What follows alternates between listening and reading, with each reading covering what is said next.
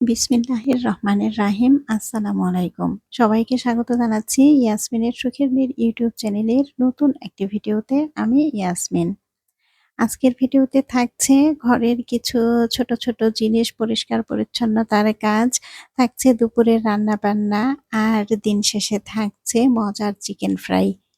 তো এই নিয়ে আজকের ভিডিও। আশা করছি আজকের ভিডিওটি আপনাদের সবার কাছে ভালো লাগবে আর আপনারা আমার পুরো ভিডিওর সাথেই থাকবেন। আজকের ভিডিওটা শুরু করেছি সকালবেলা নাস্তা খাওয়ার পর থেকে।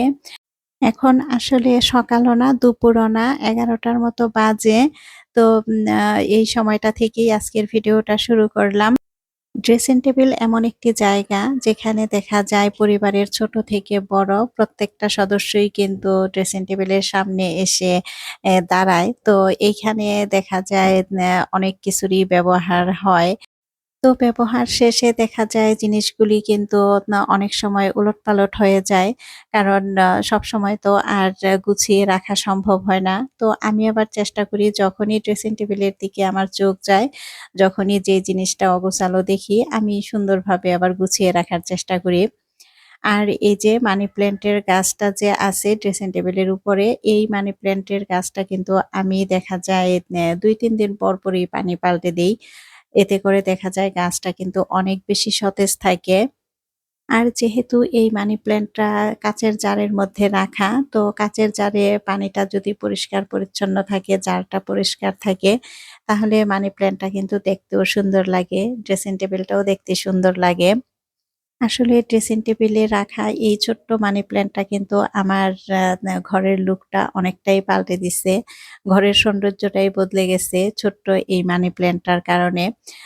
আসলে ঘরের যেকোনো জায়গায় সবুজ একটা ছোট্ট গাছ রাখবেন, দেখবেন যে এটা চোখের শান্তি, মনের শান্তি দুটোই পাওয়া যাবে। আর এই গাছগুলি কিন্তু শুধু রাখলেই চলবে না, এই গাছগুলির নিয়মিত যত্ন নিতে হয়। তো না এই যে ছোট্ট একটু যত্ন, এই যত্নটাতে দেখা যায় আমার ঘরটা কিন্তু অনেক বেশি পরিপাটি লাগে, অনেক বেশি সুন্দর লাগে। তো ভিডিওর এই পর্যায়ে এসে প্রতিদিনের মতো সবার কাছ থেকে ছোট্ট একটি লাইক চেয়ে নিচ্ছি। প্রিয় দর্শক, আপনারা যে যেখান থেকে বসে এই মুহূর্তে আমার ভিডিওটি দেখতেছেন, আপনাদের সবার কাছে ছোট্ট একটি রিকোয়েস্ট, প্লিজ আমার ভিডিওতে একটি লাইক দিয়ে পুরো ভিডিওটি কন্টিনিউ করবেন।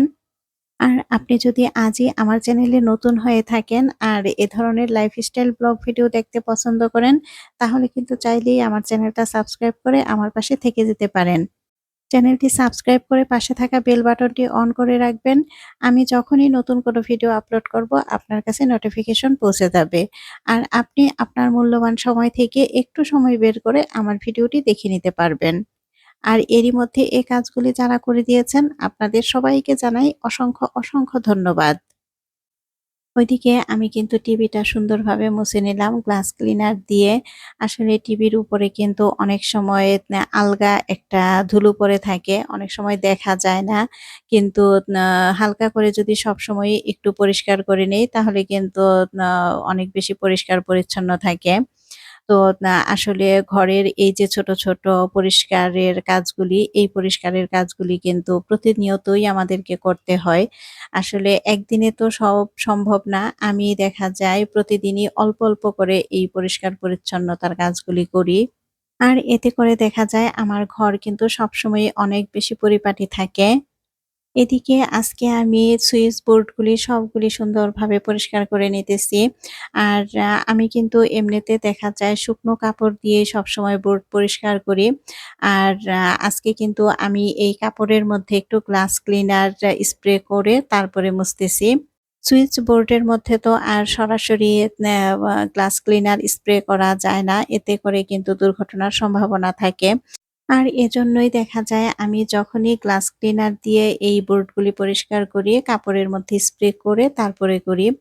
আর গ্লাস ক্লিনার দিয়ে পরিষ্কার করলে আসলে একটু চকচকে হয় ভালোই। তো এই কারণে মাঝে মধ্যেই আমি আবার এভাবে করি। আর এই সুইচ বোর্ডগুলিতে কিন্তু অনেক বেশি ধুলো-ময়লা জমে। কিন্তু আমরা কিন্তু দেখা যায় প্রতিদিন আর এই সুইচ বোর্ডগুলি কিন্তু পরিষ্কার করি না। বা অনেক সময় দেখা যায় অনেকদিন হয়ে যায় খেয়াল করি না। তো এই বোর্ডগুলি কিন্তু দেখা যায় তখন অনেক বেশি ময়লা হয়ে যায়। আর বোর্ডগুলি যদি ময়লা থাকে তাহলে কিন্তু আসলে দেখতে ভালো লাগে না। আর এই কারণেই দেখা যায় আমি একটা নিয়ম করে কিছুদিন পরপরই কিন্তু এই বোর্ডগুলি সুন্দরভাবে পরিষ্কার করে দেই। তো এতে করে দেখা যায় যে ঘরটা আরো বেশি কিন্তু পরিপাটি লাগে। আর সুইচ বোর্ডগুলি পরিষ্কার করার সময় কিন্তু অবশ্যই নিরাপত্তার বিষয়টা মাথায় রেখেই তারপরে করতে হবে। আমি আসলে আজকে ছোট, ছোট এই পরিষ্কার-পরিচ্ছন্নতার কাজগুলি করেছি। কারণ দেখা যায় কি এই ছোট, ছোট পরিষ্কার-পরিচ্ছন্নতার কাজগুলি যদি একটা নিয়ম করে কিছুদিন পর, পর করি তাহলে কিন্তু আমাদের ঘর সবসময় পরিপাটি আর পরিষ্কার-পরিচ্ছন্ন থাকে। এতে করে কিন্তু আমাদের নিজের কাছেও একটা শান্তি লাগে। তো এখন আমি বিছানাটা সুন্দরভাবে একটু পরিপাটি করে গুছিয়ে নিলাম। কারণ আমি এরপরে চলে যাব রান্নায়। আর রান্নায় যাওয়ার আগে সবসময় চেষ্টা করি ঘরটা সুন্দরভাবে পরিপাটি করে গুছিয়ে এরপরে যাওয়ার জন্য। তো দেখা যায় রান্নায় কিন্তু অনেকটা সময় লাগে। তো এই সময়টা যদি ঘরটা অগোছালো থাকে তাহলে নিজের কাছে আসলে একটুও ভালো লাগে না। আর ঘর যখনই অগোছালো থাকবে তখনই একজন মেহমান এসে উপস্থিত হবে। এই জিনিসটা তো আমার সাথে প্রায় সময়ই ঘটে। তো এই কারণে আমি সবসময় রান্নায় যাওয়ার আগে ঘরটা যতটা সম্ভব পরিপাটি করে গুছিয়ে এরপরে যাওয়ার চেষ্টা করি। আর এদিকে আমি ডাল, তারপরে চাল, মাছ এগুলি ভিজিয়ে রেখেই কিন্তু এই ছোট, ছোট পরিষ্কার-পরিচ্ছন্নতার কাজগুলি করে নিয়েছি। তো যাতে কাজ শেষে আমি ঝটপট এসে রান্নাটা বসিয়ে দিতে পারি। তো এখন ১ম এ ভাতটা বসায় দিব। ভাতটা বসায় দিলে দেখা যাবে আমি ভাতটা বসায় দিয়ে অন্যান্য কাজগুলি করে নিতে পারবো। রান্নার যে কাটাকাটির কাজগুলি সেগুলি করে নিতে পারবো। তো আজকে পোয়া মাছ রান্না করব, ডাল রান্না করব আর ভাত এই আজকে দুপুরের খাবার। তো পোয়া মাছটা আজকে শুধু পেঁয়াজ দিয়েই ভুনা করব। তো হালকা করে একটু ভেজে তারপরে ভুনা করব। তো হলুদ আর লবণ মাখিয়ে সুন্দরভাবে রেখে দেব এখন। আর আমি সবসময়ই দেখা যায় যখনই মাছ ভেজে রান্না করি এভাবে কিছুক্ষণ আগে হলুদ আর লবণ মাখিয়ে সুন্দরভাবে রেখে দেই। এতে করে দেখা যায় মাছের ভিতরে কিন্তু লবণ তারপরে মসলাটা সুন্দরভাবে ঢুকে যায়। আর রান্না করার পরেও কিন্তু এই মাছটা খেতে অনেক বেশি মজা লাগে। তো রান্না করতে, করতে আমার প্রিয়, প্রিয় মিষ্টি আপুদের কিছু কমেন্ট পড়ি। তো আমার গত ভিডিওর আগের ভিডিওতে সানজিদা আইডি থেকে প্রিয় আপুটা কমেন্ট করেছেন, "আপু আপনার ভিডিও ভালো লাগে। কিন্তু আপনি কথার মাঝে আসলে অনেকবার বলেন। শুনতে ভালো লাগে না। পারলে চেষ্টা করবেন এটা না বলার।" তো প্রিয় আপু তোমাকে অসংখ্য, অসংখ্য ধন্যবাদ। তুমি এত সুন্দর করে একটি কমেন্ট করেছ। তো আপু তোমার কমেন্টটা পেয়ে কিন্তু আমার অনেক বেশি ভালো লাগছে। কারণ আপু আমার ভিডিওটা এত মনোযোগ সহকারে দেখেছে, এটা আসলে আপুটার কমেন্ট পড়েই আমি বুঝতে পারছি যে আপু কতটা মনোযোগ সহকারে আমার ভিডিওটা দেখছে। আপু তুমি অনেক বেশি মনোযোগ সহকারে দেখেছ, যার কারণে আমার এই ভুলগুলি তুমি ধরতে পারছো। তো সত্যিই এভাবে পাশে থেকে আমার ভুলগুলি ধরিয়ে দিলে নিজেকে কিন্তু আমি আরো ভালোভাবে শুধরে নেওয়ার সুযোগ পাবো।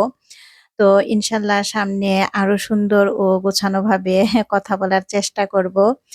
তো ভিডিওতে কোনো ভুল চোখে পড়লে এভাবেই জানাবেন। তো আপনাদের পরামর্শ আমাকে আরো ভালো কনটেন্ট তৈরি করতে কিন্তু অনেক বেশি উৎসাহ দেয়। তো প্রিয় আপু তুমি এভাবেই সবসময় আমার পাশে থেকো আর সুন্দর, সুন্দর কমেন্টস করো। আর আপু কিন্তু একজন সাধারণ দর্শক। আপুর কিন্তু কোনো চ্যানেল নাই।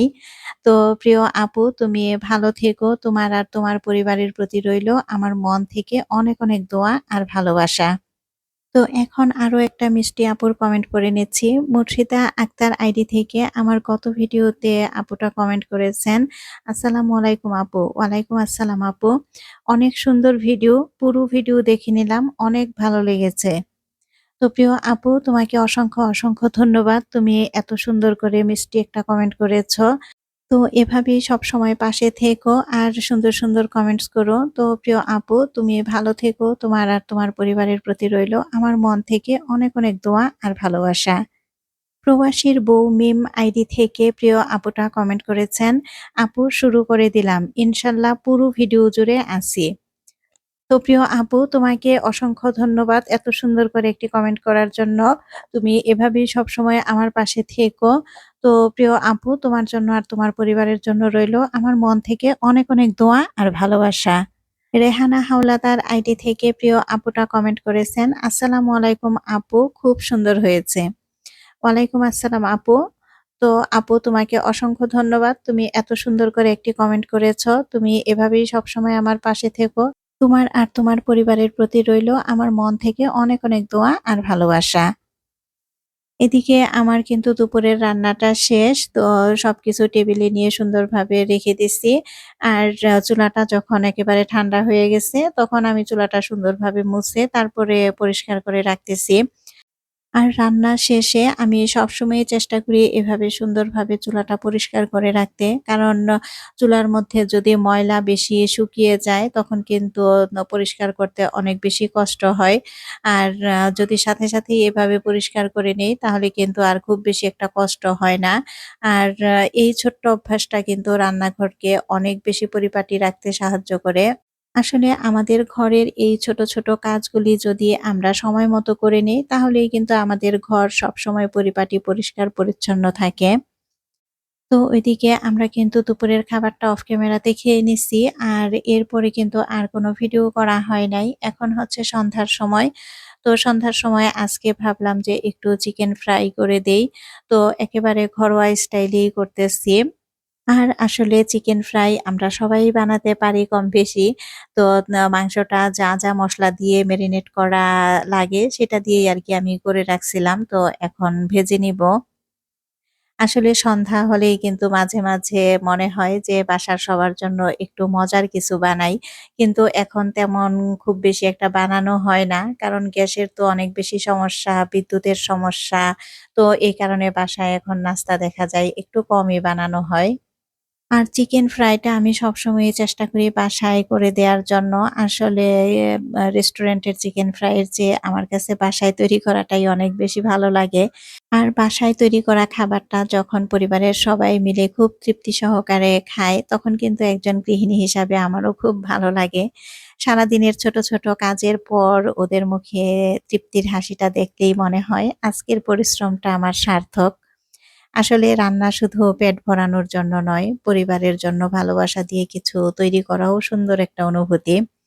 আর এজন্য সুযোগ পেলেই আমি চেষ্টা করি এমন ছোট, ছোট পছন্দের খাবারগুলি বাসায়ই বানিয়ে দিতে।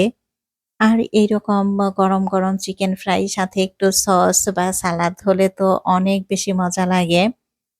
তো ভিডিওর এ পর্যায়ে এসে আবারও সবাইকে মনে করিয়ে দিচ্ছি, যারা এই ভিডিওটি দেখতে, দেখতে এ পর্যন্ত চলে এসেছেন আর এখনো পর্যন্ত একটি লাইক দেয়া হয়নি, প্লিজ এখনই মনে করে একটি লাইক দিয়ে দিবেন। আর আমার পুরো ভিডিওর কথায় কাজে কিন্তু অনেক ভুল ত্রুটি আছে। প্লিজ আপনারা সেই ভুল ত্রুটিগুলি ক্ষমা সুন্দর দৃষ্টিতে দেখবেন। তো আলহামদুলিল্লাহ আমার আজকের দিনটি ঘরের ছোট, ছোট কাজ আর ঘরোয়া রান্না করেই কেটে গেল। তো আসলে এই ছোট, ছোট যত্নগুলিই কিন্তু আস্তে, আস্তে একটা ঘরকে অনেক বেশি পরিপাটি করে তোলে। তো প্রতিদিন একটু, একটু করে যদি আমরা এভাবে যত্ন নেই তাহলে কিন্তু ঘরটা সবসময় অনেক বেশি গোছানো থাকে। আর দিন শেষে একটি গোছানো পরিপাটি ঘর আমরা সবাই অনেক বেশি পছন্দ করি। তো আমার আজকের ভিডিওটি আপনাদের কাছে কেমন লেগেছে? আপনার মূল্যবান মতামতটি কমেন্ট বক্সে রেখে যাবেন। আর ভালো লাগলে অবশ্যই একটি লাইক দিয়ে পাশে থাকবেন। চ্যানেলটি সাবস্ক্রাইব করে আমার এই ছোট্ট সুখের নীড়ের সাথেই থেকে যাবেন। তো পরবর্তী ভিডিও দেখার আমন্ত্রণ জানাচ্ছি। সবাই ভালো থাকবেন, সুস্থ থাকবেন। আল্লাহ হাফেজ। আসসালামু আলাইকুম।